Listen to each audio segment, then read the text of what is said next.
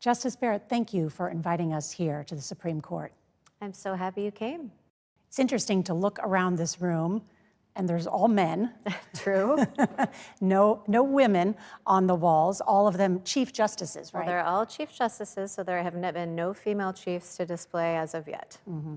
How do you see how the highest court in the land has evolved since the Constitution in 1787? Oh, that's such an interesting question. So the Supreme Court is actually the only federal court that's actually created by the Constitution. All the other federal courts were created at Congress's choice. And the Supreme Court it started out without any precedent on the books and had to forge its own way and develop the law just on the basis of the documents. Over time, it got more sophisticated because, well, I think it was always sophisticated. That's not fair to my predecessors, but the number of precedents really swelled. And over time, it really established itself as a strong, independent, coordinate branch of government. You play a unique role on this court. And legal observers that I have spoken with say, they can usually predict how the liberal justices may rule or how the conservative justices may decide, but that you can be unpredictable. In fact, you've been described to me as the most influential justice on the Supreme Court today. How do you see your role? Well, I think every justice on the court is unique, and every justice on the court is influential. So in that regard, I don't see myself as any different. I see myself as just having the job of listening to the law, of getting the job done. So my job is to decide each case as it comes, and I don't go in with any kind of preconceived notion of where I ought to end up. I just follow the law where it goes. Mm-hmm. What does that mean, listening to the law for you? Because it does mean something different for each justice. Well, I actually don't think it means something different for each justice. Each justice goes to the case, to the briefs, to the law, to the cases, to all of the authorities that lead us to the right result. And each justice is trying to get it right. Now, it's true that sometimes people wind up at different answers, but it's not because they're dealing with different questions or different sources. It's just because law is hard, and the cases that the Supreme Court takes are ones in which lower courts have disagreed. This is your first television interview since joining the court. That is true. How many years ago? 5. Yeah. So it's rare. Yes, it is. It's rare for journalists or anyone to get to sit down and talk to a Supreme Court justice. So let's get straight to it. President Donald Trump appointed you to cement a conservative legal revolution. Are you concerned about the narrative of this court that it is no longer a separate and co-equal branch of government as designed by the Constitution? Well, let's see. I disagree with that conception of the Supreme Court because the Supreme Court is an independent branch of government. And presidents appoint justices, and presidents have whatever their own motivations are for appointing justices. But once justices serve on the court, the whole point of life tenure and salary protection, which is guaranteed to federal judges by the Constitution, is to ensure their independence from both the executive branch and from Congress. But does the reputation of the Supreme Court matter to you? I want people to have trust in the court, and that's why I wrote this book, frankly. I wanted people to understand how the court works. I wanted them to understand how we get our cases and how we go about making our decisions, because the court belongs to every American.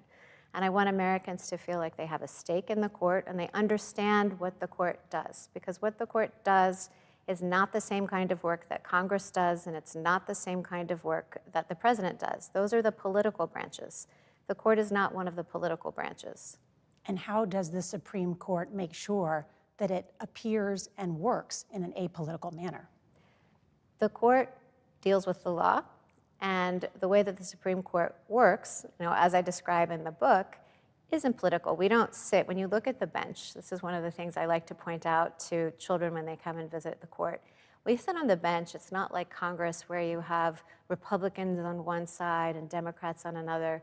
We sit in order of seniority, and we wear black robes. And we wear black robes because we show that we are there not representing any particular interest group, not representing any political party, but we are there to be neutral arbiters and to follow the law where it leads.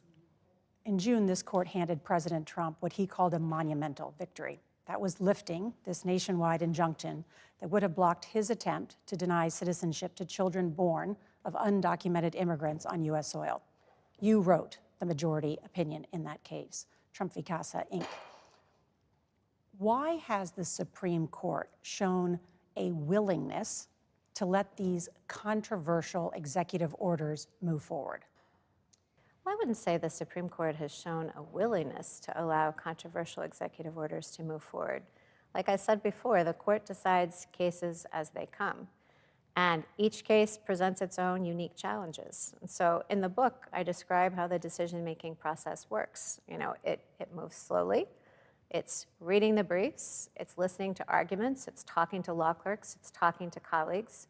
So, each case gets a lot of attention, and each case requires a lot of analysis and discussion and thought and writing. But some observers of the court would say that granting or looking at these emergency orders from the president is not allowing the court to move slowly. Well, the emergency orders present a challenge because they do require the work of the court to proceed far more quickly than it normally does. I pointed out in the book that there are turtles all over the court because normally the court moves slowly, it changes slowly, justice moves slowly at the court because we are very deliberate. The emergency docket moves much more quickly, and it is a much more recent phenomenon. So I would say that, I describe in the book the way that oral argument has grown and developed over 200 years. It's taken us to kind of settle into the way that we do arguments and opinions. The emergency docket is newer, and so I would say those processes are still being shaped and sorted out. Help people understand that, because as you know, there are a lot of questions about the emergency docket and the Supreme Court's decisions with regard to the emergency docket in this last term. For people, generally speaking, President Trump came in promising big and bold reforms, right? He issued a lot of executive orders. Correct me if I'm wrong on any of this. Lower courts in some cases said that those were unconstitutional.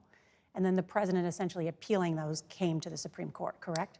So the way that emergency orders work is they're essentially motions. And motions used to be pretty sleepy in appellate courts. When I was on the Seventh Circuit, I would serve on a motions panel for 3 weeks at a time, and I maybe wrote 2 or 3 paragraphs once. It was not a heavy lift, and it really wasn't that different at the Supreme Court. When I was a law clerk, the only emergency motions that we had were in capital cases and death penalty cases. And so that has really picked up. Yeah, why has that changed, do you think, with this president? Well, I don't know that it started actually several administrations ago. And I think that it has accelerated with each administration. We had plenty of emergency docket activity in the last, I've only been on the court in the Biden administration and this most recent one.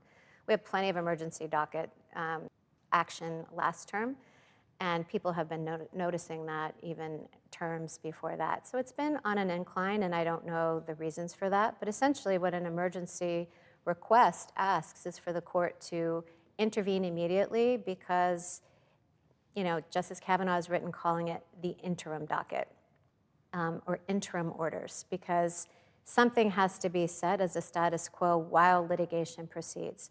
So the emergency docket does not resolve anything finally. It's just a holding. It just says, here's what we're going to do. We're either going to pause this or not pause this while things play out more fully in the courts below.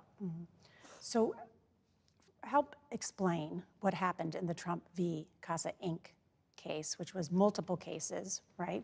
Which lower courts were concerned about the constitutionality of President Trump's effort to deny birthright citizenship. Yes. Actually, that's a really good case to bring up because it shows how this process plays out and how this process works. So a lot of people thought that that case was about birthright citizenship, but the birthright citizenship question was not before us, and we did not analyze that question at all. The only question that was before us was a question that would sound arcane if you stopped someone on the street and asked them in any other context. It was whether the Judiciary Act of 1789 authorizes district courts to enter what's called universal relief, which is injunctions against non-parties. Very technical issue. One, as a former procedure teacher, I find very interesting, but my guess is that you would not be gripped by that question. But in effect, and I may read for those what Justice Ketanji Brown Jackson, she dissented, and she accused the majority, of which you're a part of, in her words, hastening the downfall of our government institutions. And she wrote in her dissent, a Martian arriving here from another planet would see these circumstances and surely wonder, what good is the Constitution then? Will your decision embolden the executive to act more as a monarchy than a democracy, as Justice Jackson suggested? So Justice Jackson wrote an opinion speaking only for herself, and you're right, Justice Jackson's position in that case was that she thought that this would, as you say, embolden the executive. The majority, opinion disagreed, and as I said, Justice Jackson wrote a solo dissent, writing only for herself. This case wasn't about what the president can or cannot do. The case was about the authority of the district courts, the authority of the federal courts. And I think one important theme throughout history, one important theme of the book, is that federal courts have to be attentive to the limits of their power. And from the beginning, actually, I tell a story in the book about George Washington trying to pull the Supreme Court into a dispute about international law. And the court said, this isn't something that we're going to get involved in because the Constitution only authorizes us to decide cases and controversies, essentially, is how that doctrine has developed. So courts can't decide every question. Courts can't leap in all of the time. But does your opinion essentially drastically alter the ability of courts to check presidential power? Well, the Judiciary Act of 1789 gives district courts ability to enter what are called equitable injunctions, equitable relief. It does not authorize courts to enter this particular kind of relief. As the opinion says, there may be other kinds of relief that broader that courts have the authority to enter. The universal injunction, as courts had entered it in that case, isn't one. I know that you clerked for Justice Scalia, who was known to have a sharp pen, and you appeared to have a sharp pen in your remarks responding to Justice Jackson. Why did you feel the need to do that? I think, my default mode isn't to write sharply, and I want to point out, I kind of feel like I always have to say this. One of my colleagues, when I first became a judge, pointed this out, that a majority opinion, even though the author drafts it, is one that speaks for the court. But I did draft the opinion, and I think sometimes arguments that are, you match the tone that's appropriate for the moment, and Justice Jackson made she made a spirited argument, and so I thought it merited a spirited response. But it is about the merits. It was about the case. I have great respect for Justice Jackson. Justice Scalia used to also say, I attack ideas, not people. And that is the spirit in which, I write my opinions. But you did mention her by name. Is that notable? Well, the only reason why I mentioned her by name is because it was a solo dissent. And when there is a solo opinion, it is the convention of the court so that you can identify the opinion that you're responding to, that you do say by name. So when I responded to Justice Sotomayor's opinion, I wrote the principal dissent because she wrote speaking on behalf of the dissenters of the court.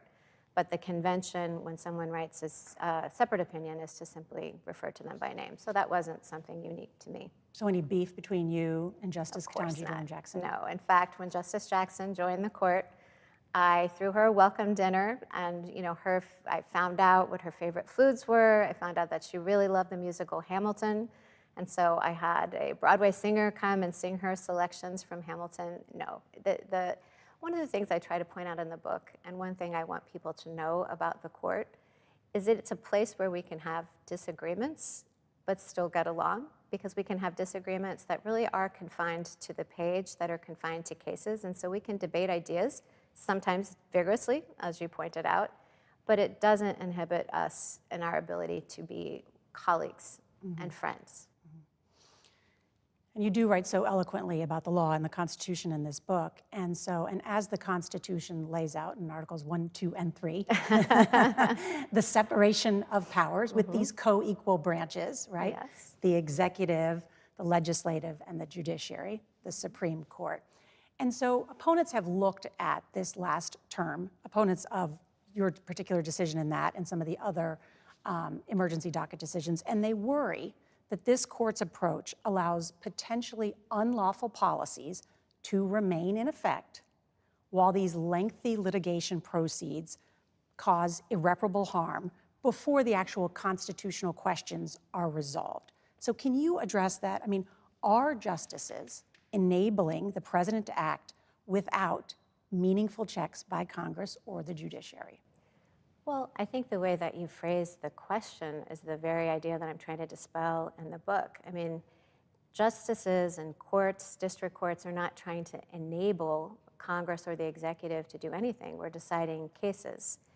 And within the power that courts have, they address cases, and sometimes that means that if cases involve the separation of powers, sometimes that means that the executive is within his authority to do something, sometimes not. I also want to point out that all of these decisions, you don't grant, when you have a merits case, the only thing that matters is which is the winning argument, which is the strongest argument, which argument will carry the day. And these emergency docket cases are far more tentative, and there are more factors at play. So what the court is doing is making a judgment about which party is likely to succeed, but then also questions like, what is the irreparable harm if it stays in place? And I think people will disagree with respect to any individual order, whether the court made the right judgment about the merits or not. But that really, I think insofar as the question might suggest that the court has some agenda or some motive, that's just wrong. But so to summarize, in the so-called birthright citizenship, you did not rule on the substance of birthright citizenship. No. So that issue will likely come back to this court, the constitutionality of it. I would expect it to, yes. And then we'll have a different question than we did before. Before, the question was procedural. That was the only question that was before us, and you have to answer it when someone comes. You either have to grant or deny on that question, applying the factors that the law requires in that particular circumstance. I think one thing that the court has to do, the court has to decide questions without regard to who the particular players are at any moment in time, because what we are doing is deciding what the law means in a way that will affect the future. So it's not about who is particularly occupying the office of the presidency right now, because this opinion, this decision that we decide today will still govern, 2 presidents, 4 presidents, 6 presidents from now. John Marshall, who was appointed by President Adams, wrote an opinion as a circuit justice about whether Thomas Jefferson had to respond to a subpoena in the trial of Aaron Burr. That case was cited multiple times in the last 10 years. So cases matter, and it is about the presidency rather than the president. Mm-hmm. And I know part of your writing this book, too, is to help people understand the court. Yes. And it can be difficult, even as a journalist who follows this and goes back and reread everything to fully understand things. So forgive kind of the repeated questions, because I am trying to make sure that people fully understand it. Yeah.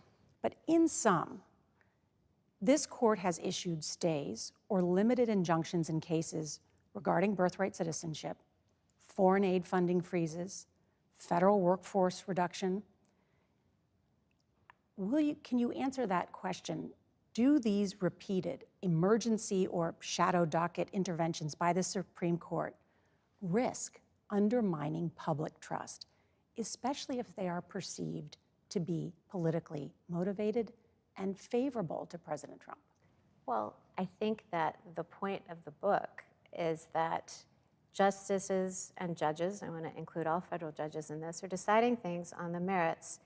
And I think that to the extent that any decision makes us unpopular, that's part of the price of the job.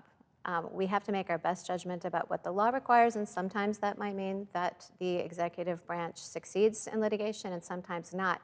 But It's not our job to look across the docket and say, oh, we want to even things out so that sometimes the executive branch wins some, sometimes it loses some. That's the antithesis of what our job entails. Our job entails making legal judgments about the cases that come before us. And we really can't, I mean, we want the court, and I want the public to have trust in the integrity of the court. But the court can never change its decisions, its judgments about what the best, what the right outcome is in order to tailor it to public opinion. The court's supposed to render unpopular decisions sometimes because sometimes the right legal answer isn't necessarily the popular one. Mm-hmm. And just to close the loop on that, because you used the word in responding to Justice Jackson, you used the word imperial judiciary. Do you believe what the lower courts have done in terms of their injunctions constitutes an imperial judiciary? No, and that I think that the lower courts are doing exactly what the Supreme Court is doing and trying to do the best they can with cases that are coming in really quickly. I used that phrase, imperial judiciary, in response to a vision of the judiciary in which the role of the judiciary was to, in a more freewheeling way, check the other branches, which is not the judiciary's role. The judiciary, remember I brought up that technical Judiciary Act of 1789. You know, the judiciary is hemmed in by statutes. Congress tells us what we can do. It's hemmed in by the Constitution, and it's important for us to attend to those limits and not blow past them for the sake of results. But why not just let the lower court rulings stay, the injunctions, and then wait till it simmers up to the Supreme Court? We have to answer these interim questions when they come. And I think, I think you're assuming that in a lot of these questions, the president is likely to lose on the merits. But remember, all of these judgments, these are legal questions that we have to make our best judgments about. And these cases necessarily reflect our view, tentative though it is at the time, that the president is likely to succeed on the merits. And one point that I make in the book, and I really love this observation, Justice O'Connor is one of the ones who made it, that when you look at the docket of the court, you are likely to see that it is a mirror of whatever the domestic issues are in the country at the time. And that was true, during desegregation. That was true, during the Great Depression. Yes, expansion of executive power. 100%. Mm-hmm. And now, if you look at our docket, I think you can very reliably see a mirror of the domestic issues that are, people are debating in the country now. And to observers who say that this president is pushing the boundaries of executive power, maybe overreaching, and the Supreme Court is not providing an adequate check on that. The Supreme Court, and I can speak for myself in the way that I make these decisions, it's not our job to survey and decide whether, the current occupant of an office in this particular moment is, to form a political view. That's the job of journalists, that's the job of other politicians, or that's the job of the people. But our job is to decide these legal questions. And so in the cases that we've decided, what I can say and what I try to explain in the book is that we're trying to get the law right. As you know, President Trump has deployed the National Guard here in the nation's capital, and he says he's going to do the same elsewhere to crack down on crime. Is President Trump right when he says he has unlimited power to deploy the National Guard in any state? So we don't have any cases pending before us that I'm aware of. I would not be surprised if there are some cases pending below. And so I can't answer that question. But actually, this is a good opportunity for me to say why I can't answer that question, because it's something I cover in the book. Any particular legal issue, I might be sitting there with my kids and watching TV, and I might have an idea about it. But if I'm going to decide something as a judge, it really has to happen in the context of a particular case. Because judges have to approach things with an open mind on a specific set of facts. We read briefs, I listen to oral argument, I talk to my law clerks, I write out notes, I look at the cases, I talk to my colleagues. And at any step of that process, I might change my mind from my initial reaction. In fact, I often do. And so not only should I not, but I don't think you would want me to be in a position where I would just shoot from the hip and say, oh yeah, I think that's constitutional, or oh no, I think that's not. That's really kind of the opposite of the judicial role. But you are a scholar of the Constitution, so I do also want to ask you, do you believe that the power to impose tariffs is something the Constitution gives to the president, or is that left to Congress? And I have to give the same answer again, because that one actually is pending in the courts, and we may well, dare I say, likely will see that case. And so same thing goes. You know, that's the kind of thing, it's a wait and see. I'm not trying to hide the ball, and I'm sure that not only you, but probably others would be interested in, you know, what I think about that question. I don't know what I think about that question yet, I can honestly say.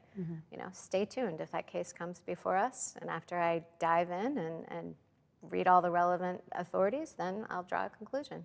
And will be really interesting, I think, too, because before I asked you that question, too, I just kind of went back and looked and saw that the U.S. Constitution explicitly grants Congress the power to collect taxes, duties, imposts, and excises. That's Article 1, Section 8. You're a scholar of the Constitution, Nora. Well, I don't know, you're making me one. You know? Slowly but surely, slowly but surely. Something you do address in the book is the amendment process to the Constitution. And a few weeks ago, President Trump said he would probably not seek a third term, although he has told CNBC that he'd like to run. You explicitly write in the book that the Constitution, quote, leaves no room for second guessing when it comes to term limits. The 22nd Amendment sets a 2-term limit. That was after, you know, you mentioned FDR recently. You know, he, of course, served 4 terms or was elected president 4 times. And the 22nd Amendment was passed after that. So really, I can't say anything else but just point to the 22nd Amendment. If you ask the question how many terms a president can serve, I would point to the 22nd Amendment. I want to ask you about the independence of the judiciary and the frequent attacks as of late on the judiciary. And it's coming from all sides. You have been criticized and you have received death threats, correct? Yes. And how do you deal with that? Let's see. Criticism, I tune it out. You know, as you say, I receive a lot of criticism. I receive criticism from both sides. And so, you know, my husband and I and my assistants and I have a need-to-know rule, and I just don't read news about myself unless they think I need to know, unless it's something I have to know. Because I think it's best not to frankly, even the good stuff or the bad stuff in your head, because I don't want to be making my decisions. I don't even want to be tempted to making decisions based on whether I think they will make people elicit praise or elicit criticism. You know, as for the violence, I think that it should not be the price of public service for any official, judges included, to face violence or threats of violence. And of course, my colleague, Justice Kavanaugh, actually had an armed man come to his home. Fortunately, did not enter the home.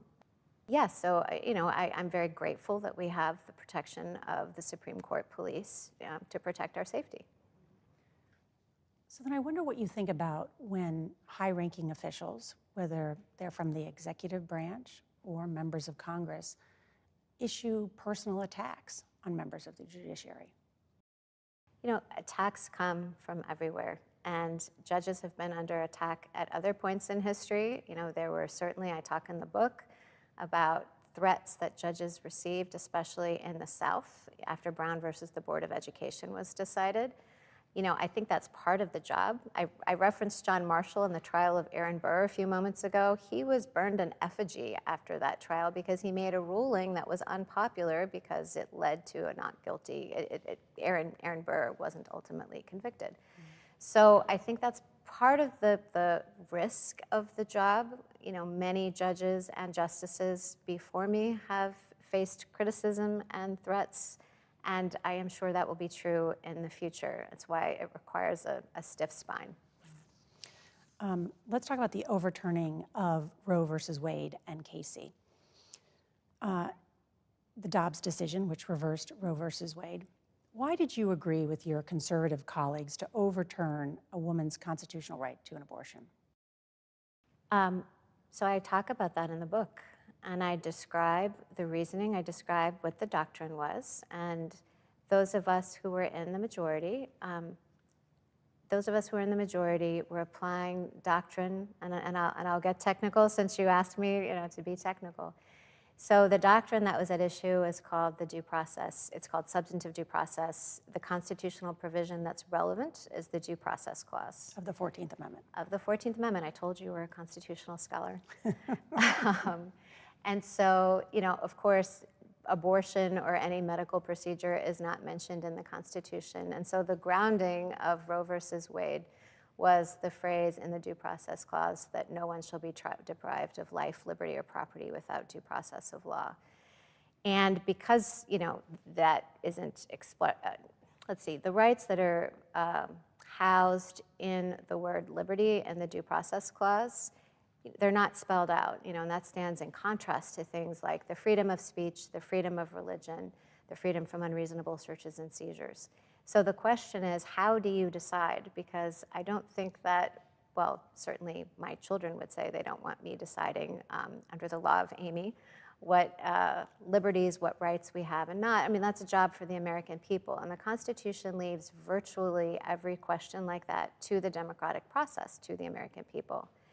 The exception, this doctrine that the court has developed that's called substantive due process, looks to see which rights, which liberties are so firmly rooted in the history and traditions of the American people that they go without saying. So the Constitution didn't even have to spell it out because it is so utterly obvious to everyone that those liberties are protected.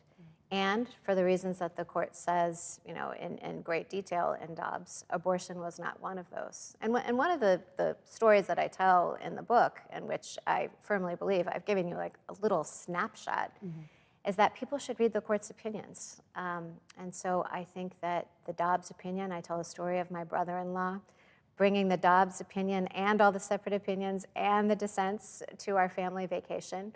And I was, I hugged him because I always encourage people to read opinions and not everyone takes me up on the offer.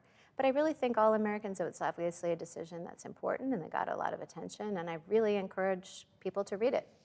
All the opinions, dissents too. And so I did. I figured if your relative can come to vacation. Good for you.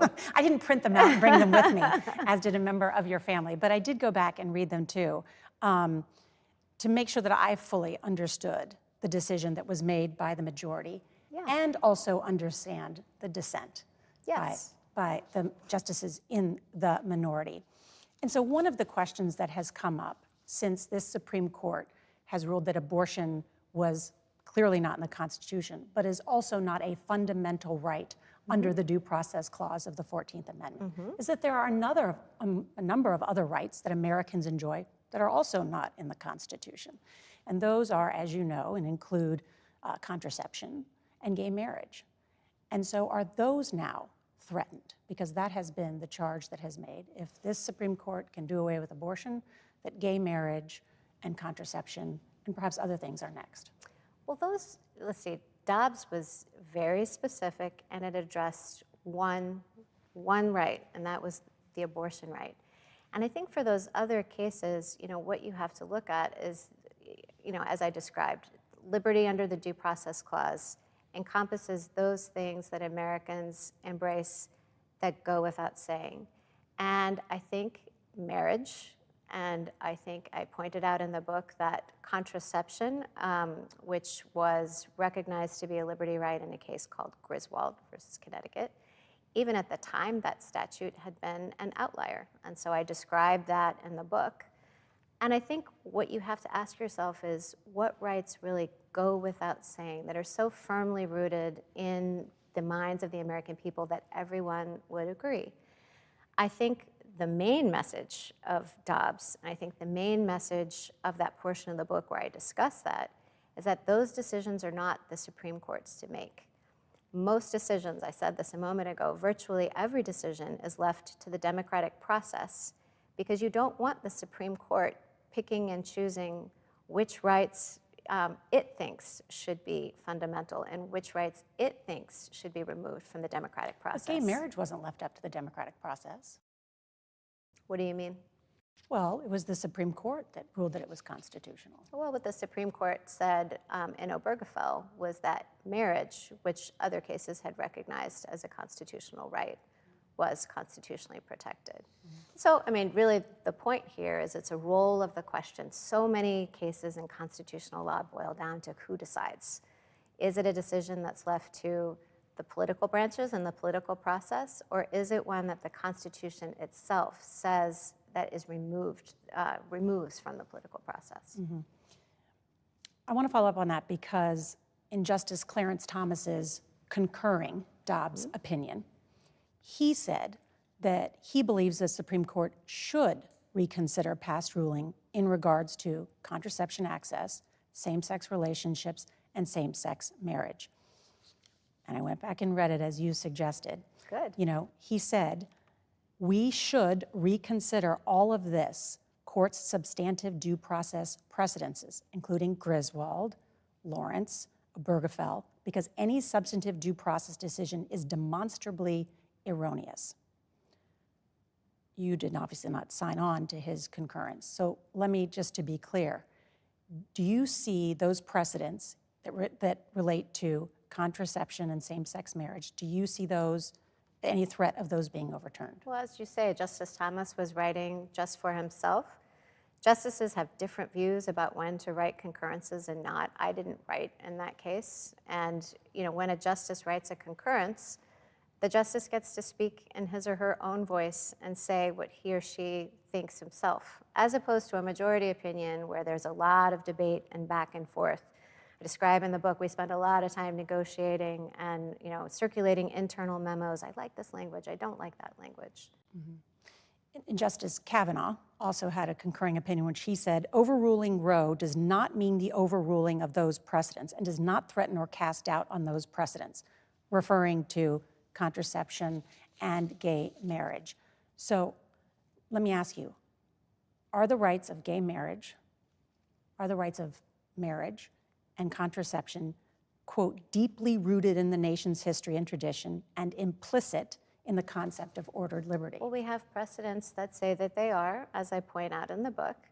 And I think, people who write concurrences you can see a window into what those individual justices think, and it's a way in which they can speak in their own voice, free of having to represent the views of others, in the same way that sometimes the author of a principled dissent and certainly the author of majority opinion does. So I think you can look at those opinions and you can see what a separate opinion says about the justice who wrote it. I don't write separate opinions that often. I'm pretty sparing about when I write separate opinions because as a general rule, I think it's good to let the court speak for itself. So I write separate opinions only in rarer circumstances. I understand that, and so that's what I'm trying to get, because you do write in the book, you say, you do suggest that those are fundamental rights and that the right to an abortion is not. You wrote in the book, the court has held that the rights to marry, engage in sexual intimacy, use birth control, and raise children are fundamental, but the rights to do business, commit suicide, and obtain abortion are not. Right. I'm describing the doctrine. I was a con law professor for many years. Yes, I describe the doctrine in the book, and that is the state of the law, which I described in the book because I want people to understand it. I want Americans to understand the law and that it's not just an opinion poll about whether the Supreme Court thinks something is good or whether the Supreme Court thinks something is bad. What the court is trying to do is see what the American people have decided. And sometimes the American people have expressed themselves in the Constitution itself, which is our fundamental law, sometimes in statutes. But the court should not be imposing its own values on the American people. That's for the democratic process. And so when Hillary Clinton, for example, says, what's next? She said, my prediction is the court will do to gay marriage what they did to abortion. Well, I think people who criticize the court or who are outside say a lot of different things. But again, the point that I make in the book is that we have to tune those things out. But you also say in the book that that the rights to marry and engage in sexual intimacy and use birth control and raise children are fundamental. Yes, again, I'm describing what our doctrine is, and that is what we've said. So we talked about the Due Process Clause of the 14th Amendment, but the other issue is precedent. And in the confirmation process, of course, the United States Senate votes on your confirmation, and you go in and meet with a number of senators. And most recently, I did sit down with Senator Murkowski, who said that she had thought that in her conversations with you, that you had said, she did not accuse you of lying. She actually writes that in the book. I'm glad to hear She that. says, but she says she thought that she heard you say that you would respect precedent when it had to do with Roe versus Wade. Let's see. I was very careful throughout the entire confirmation process, and Nora, as a journalist, I'm sure you have watched many confirmation hearings, as all nominees are. You can't make any guarantees to anyone, whether it be the president who nominated you or senators who are voting on your confirmation, because that would violate every rule of judicial ethics to make promises in advance about what you would do and what you would not do. In fact, something that a lot of people don't know is you have to fill out questionnaires for the Senate before you go into the hearings as part of the nomination process. And one of the questions that's asked is whether anyone in the executive branch, while your nomination process was going on, asked how you would rule on any particular case.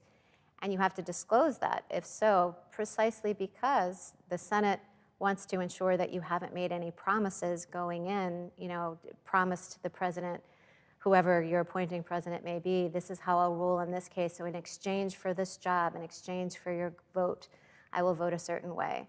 And that's because even in the course of the nomination and confirmation process, there's an acknowledgement of the independence of the judiciary. And so it is true, and I would say that even now, as would all of my colleagues, we all respect precedent. You could just look at any Supreme Court opinion and you can see the number of prior cases that it cites. But precedent itself, the doctrine of stare decisis, builds in the conditions for overruling so that mistakes are never frozen and never etched in stone. Because the court is a human institution and it makes mistakes. We would not have had Brown versus the Board of Education overruling Plessy versus Ferguson if stare decisis did not allow for the correction of mistakes. I want to read something just from the minority dissent on the court. Sure. For Dobbs, about what essentially the effect of overturning Roe versus Wade would be.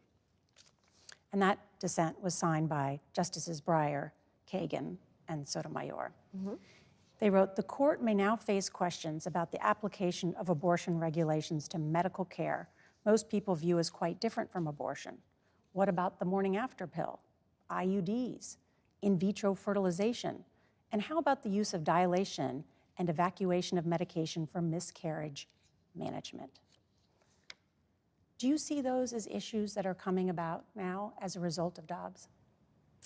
Let's see, those are issues inherent in medical practice, and sure, they surround pregnancy care and the care of women. And those are issues that are left now to the democratic process, and the states are working those out. We have not had those cases on our docket.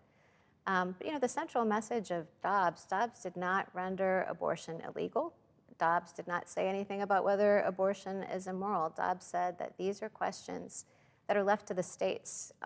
All of these kinds of questions, decisions that you mentioned that require medical judgments, are not ones that the Constitution commits to the court, to decide how far into pregnancy the right of abortion might extend. The court was in the business of drawing a lot of those lines before. And what Dobbs says is that those calls are properly left to the democratic process. And the states have been working those out. There's been a lot of legislative activity and a lot of state constitutional activity since the decision in Dobbs was rendered. So again, it's who decides. It's a question of, is the court in the business of making those decisions, or are those decisions better left to the political branches to work out, where people can make their voices heard, where people can debate, and people can draw compromises and lines that reflect the views of the electorate? In what instances does the court disagree with the popular majority? Well, I disagree with majorities personally lots of times. But the question, if your question is, when does the court, I mean, that's called judicial review, right? I mean, so there's a concept in the law called the counter-majoritarian difficulty. And I feel like now, Nora, I'm talking to a constitutional scholar. No, I still need to learn. I still need to learn. So the counter-majoritarian difficulty means that the court has to make decisions that counter the majority will. And that's because the Constitution is designed to protect minority rights and to hold lines that popular majorities may want to break. So it may be the case that when Congress enacts a law, it has majority support. In fact, it probably does if it commanded a majority in Congress.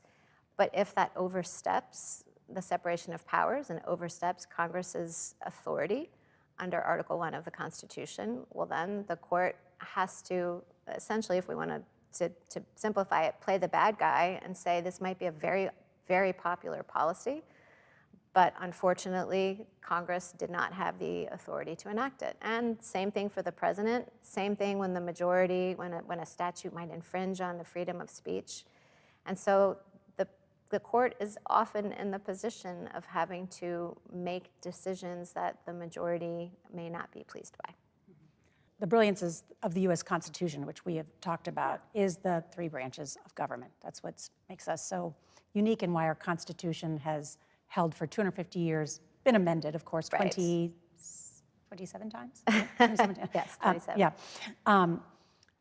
The Constitution sets up the three branches of government, the legislative, executive, and judicial, designed to be separate but co-equal, establishing these checks and balances to prevent one from becoming too dominant. What would constitute a constitutional crisis? Let's see. I don't know that I could give a definition of constitutional crisis because I don't know that we've really faced one in this country. I think what I would say is that from the beginning, Americans have faced a series of constitutional challenges. That's not new. That started almost from the beginning. We have faced times of intense political disagreement. I mean, we've had the Civil War. You know, we had the Reconstruction Amendments, which tried to restore rights, unsuccessfully at first because of popular resistance to, African Americans and those who were former slaves. We've faced the Great Depression. We faced protests during the Vietnam War. We faced a lot of tumult in the country. But we have always survived, and America's coming up on its 250th anniversary, and I think we can be proud of the way that the Constitution has held. We have the oldest written Constitution in the world. And I think we should rightly be proud of that, and it has survived for a long time. I'm optimistic that it will continue to do so, and that we'll have another 250 years or more to go.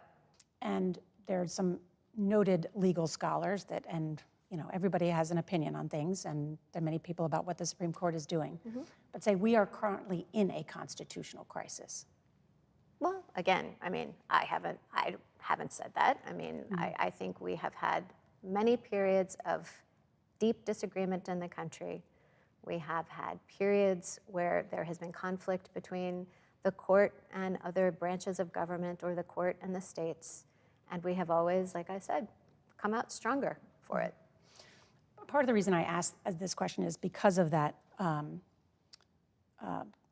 thought that is building out there that we may be in the midst of or the beginning of a constitutional crisis because of the expansion of executive or presidential power, but also because two of your colleagues have talked about defiance coming from within the judiciary. Justice Gorsuch wrote in NIH versus the American Public Health Association, lower court judges may sometimes disagree with this court's decisions, but they are never free to defy them. Is that something that concerns you as well? I think you're talking about an opinion that Justice Gorsuch wrote recently. I didn't join that opinion. So again, as I've said, when people write concurrences, they're, writing in their own voice, speaking for themselves. I think what Justice Gorsuch was talking about was stare decisis, which is a topic that I talk about in the book. And the basic principle of stare decisis when you're talking about it within the judiciary is that lower courts follow what the Supreme Court has said the precedents that the Supreme Court articulates, because otherwise it would be chaos in the courts. So the court system is kind of like a triangle with the Supreme Court sitting at the top, goes down to the bottom. District courts are the base, the long part of the bottom of the triangle. Yeah, and to maintain order in the system, the Supreme Court resolves contentious questions, usually the ones on which courts of appeals have divided, and then that settles the question throughout the judiciary. So that's just sort of a plain vanilla description of how stare decisis works. What do you think the biggest misconception about the Supreme Court is? I think the biggest misconception about the Supreme Court, and I think it kind of underlies some of the questions that you've raised, which come from outside the court, is that the court is just a partisan institution. And I can understand why people think that, especially because justices come after nomination by the president and confirmation from the Senate. But that is not how the court functions. And one important thing to see about the court, and which I hope people would take away from the book, is that we do our own work. And when we go into the conference room to decide a case, it is the 9 of us. There are no law clerks present. There are no assistants present. And we show our work. We're the only branch of government that's totally transparent because we have to lay out all the reasons for the decisions that we make. And so, I think all of those things should give the American people confidence in what the court is doing. And when I ask, we have a tradition at the court where each justice goes out to lunch with the clerks of another chambers. And I often ask the clerks, what is it that most surprised you now that you've been working here for a few months? And they often say the disconnect between what people think is going on the inside and what is actually going on the inside. That yeah, people project lots of narratives on what's happening in the court in the inside that really aren't true. You clerked for Justice Scalia. I did.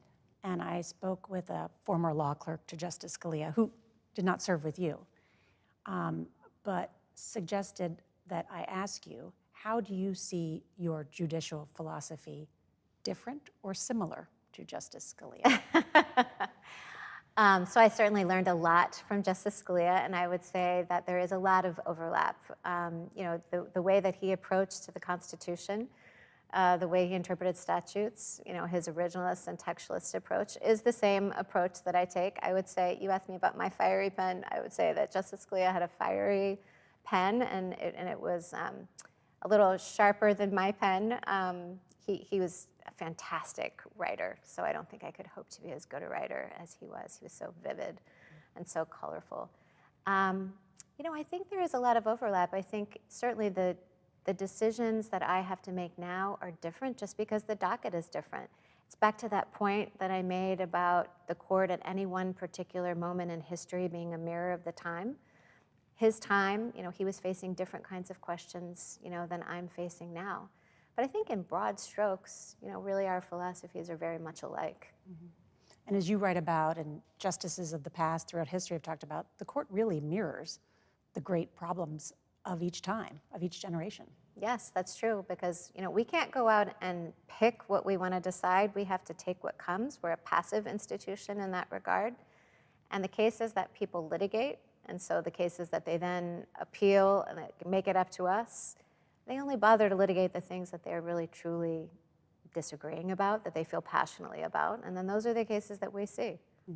But there are some smart people who make sure that those particular cases get litigated so that the Supreme Court rules on them. I think the more interest there is in the case, the higher profile the case, then the more smart lawyers really want to work on that case, because those are the exciting cases to work on, the people about which people feel most passionately. This is a lifetime appointment. This is a lifetime appointment. That's a long time that you could be on this court. Well, while I do feel older by the day, I haven't gotten so old. I'm actually thinking about retirement just yet. I don't mean it that way. I mean it more in the context of thinking about, because this is, your first interview as a justice, and also as I was reflecting on your role today, but also just in the future, that you could be at the forefront of some of the most important issues of our time for decades to come. It's a privilege to serve on the court. It truly is. And I'm sure that the court will continue to decide in the future, just as it has since the beginning, many of the important questions of the day. And while I haven't started thinking about retirement, because I like to think of myself as still relatively young, my husband does say that he will really start to be offended at some point if I don't want to retire and spend time with him. You sure you want to say that? That's going to make news. Rewind. I know. You've already, what's the phrase again? We talked about it before, the boats in. Oh, yeah, yes. burn the boats. It's already out. Burn the boats, yes. Well, Justice Barrett, thank you for inviting us here. Yes. Thank you. My pleasure.